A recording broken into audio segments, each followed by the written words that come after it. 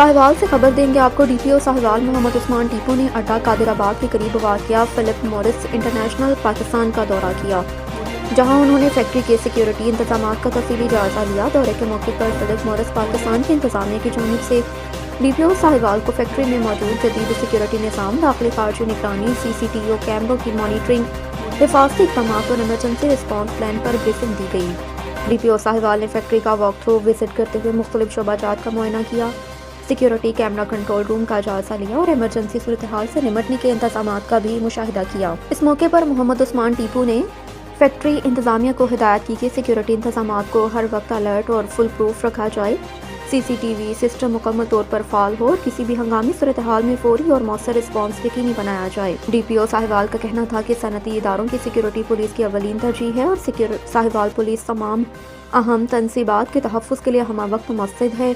DPO Sahiwal ने factory के security इक़दामात को तसल्ली बख्श करार देते हुए मज़ीद बेहतरी के लिए ज़रूरी हिदायत भी जारी की।